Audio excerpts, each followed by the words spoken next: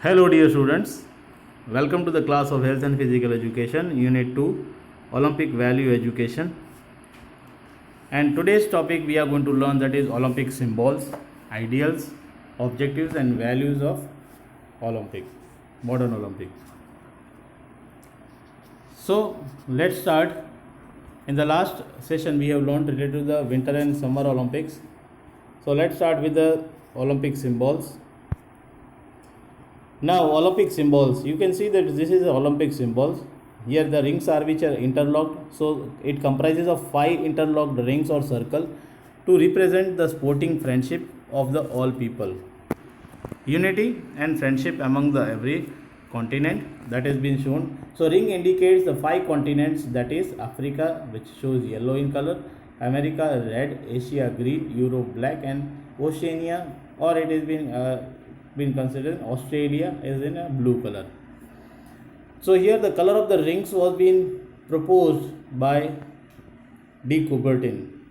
He has proposed the color of the ring, but here the color of the each ring was being proposed by de Coubertin. But however, it is important to emphasize that Pierre de Coubertin never said or wrote that these color of the rings were linked with the different continents.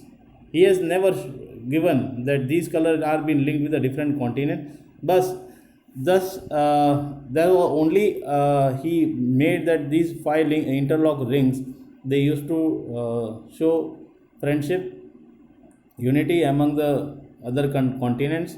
So color of the ring was being proposed by de Coubertin. Then Olympic motto is being inscribed under the emblem in the Latin word. Whenever you see the Olympic flag, in the Olympic flag there is an inscribed emblem in a Latin word like CTS, RTS and Fortius. CTS means faster, RTS means higher, and Fortius means stronger. This literal meaning of these words represent the athletic goals like running faster, jumping higher, and throwing farther. That is the main motto of this Olympic. Now we are going to learn the ideals. What are the ideals of the Olympic? The ideals of the Olympic is been given that the most important in the thing in the Olympic game is not to win but to take part. So this is the ideal of the Olympic, not to win but to just take a part is the most important thing. Just as most important thing in the life is not to trump but to struggle, not to win but we need to struggle. The essential thing is not to have conquered but to have fought well. It is not to have conquered but to fought well. It is been given by Baron Pierre de Coubertin. These are the Olympic ideals like respect for all, excellence, friendship, equality of opportunity, free from political interference, free from abuse of the drugs. These are the Olympic ideals. So here the Olympic ideals, when they are being asked in the question that write down the ideals of the Olympics, you need to write down that most important thing of the Olympic game is not to win but to take part. Just the most important thing in the life is not to trump but to struggle, and the essential thing is not to conquer but have to be fought well. This is the ideal of the Olympic. Then we are having coming towards the Olympic objective. So the objectives of the Olympic are to pay attention towards the physical education and sports competition in all countries of the world. That means that focus on what? The objective of this Olympic is to focus or to pay attention towards the physical education and sports competition in all the countries of the world. Everywhere in all the countries of the world. Then second objective is to develop the personality, character, citizenship, quality and health among the youth. They want to develop good personality among an individual, good charactership, good citizenship, good qualities, and be a health among the youth, and they are a good healthy person. Then third objective is formation of the good habits among the sports person. They might be having good habits of the sports person. Whatever the judgments are being given by the officials, they do not used to accept, and they just try to oppose the officials. Or in a society, where they are living in a society, their behaviors are not good. So the main objective of this is formation of the good habits among the sports person, so that they can develop a well disciplined, they can get respect, honor in a society. So formation of the good habits, it is only been possible with the help of the good habits. So formation of the good habits among the sports person is one of the objective of Olympic. Then fourth, we are having to develop the patriotism and fraternity among the sports person. Develop the patriotism related to their own country. They should have faith in their country. They should develop the uh, patriotism and fraternity among the sports person. Then fifth point is to develop the international fraternity and peace, unity and brotherhood and peace in the and at the international level. Then sixth point is not to have any discrimination on the basis of caste, race, and religion. There is no discrimination whether they are black or white, or they are rich or they are poor. Either it may be a caste, race, or any of the religion. No casteism, no racism, no religion. It should be away from all this. So the main objective of this Olympic is already been given here. So here the key objectives are being given, like cultural games, environmental games, games for peace, economic games, and ICT games. These are the key objectives are given. Just I have placed a photograph. Then we are having the development of the values through Olympic movement. With the help of the Olympic movement, the following values are being developed through the Olympic movement. In that, the first one is friendship. Now here when we are talking about the friendship, these values of the Olympic through it, which has been developed through with the help of the Olympic movement. The Olympic movement provides many of the opportunity to develop the friendship not only among the participants but also among the nations. Here what happens that whenever the athletes they are participating in the Olympic games, they come across with each other. They develop a friendship, they develop a relation of friendship. But this friendship relation is not only developed among the athletes or the sports person, but it develops among the nations also. When the Olympic games are held, the participants get closer to one another, they become friends. The nation have tense relation also comes closer. China is one of the example due to the ping pong diplomacy. It started to participate in the Olympic after the long gap. Ping pong diplomacy, when we are talking about ping pong diplomacy, that has been related to the table tennis, the ball, ping pong diplomacy. But then afterwards, they have started to participating after a long gap. The Olympic movement provide an ample of opportunity to develop the friendship. So this is the one of the point through which you can develop the values in the Olympic through the Olympic movement. Then second one is solidarity, that consists of unity or togetherness.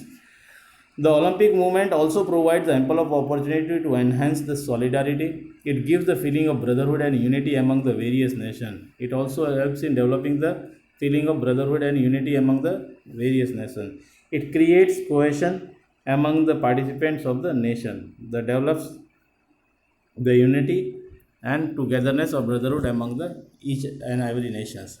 So this is also one of the value which has been developed only through the Olympic movement. Then third is fair play. Fair play is also one of the value which has been developed through the Olympic movement. Fair play tells us the word fair play means the justice is based on the justice.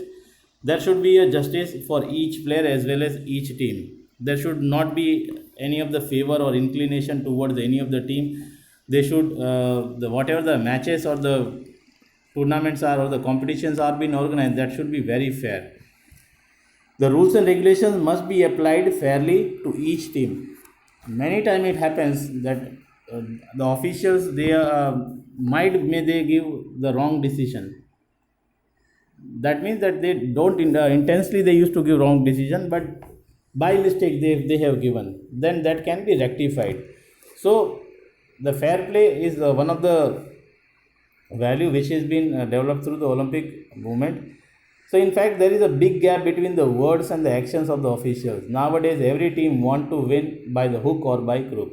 The slogan like "Stay out for the sports and stay out of code" and "Live by code or get out" have become unless as they are not being followed in practice. Therefore, it has been said that Olympic movement in this respect is not as successful as it should have been. So in case of this fair play, it is that's why it is being told that it can be said that Olympic movement in this respect is not as successful as it should have been, because each and every country want to win. They want that they can win by hook or by crook, by cheating also they want to do that. So that's why this is also fair play is one of the values which has been which can be developed through the Olympic movement. But in the Olympic movement, in this respect, it is not that much successful. It should have been. Then we are having the next fourth point, that is free from discrimination. This is one of the objective of the modern Olympic Games. There should be no discrimination related to either it may be related to the caste, religion, or race. So Olympic movement lays down more stress on this aspect. As you know that in the ancient Olympics, the women were not being allowed to participate,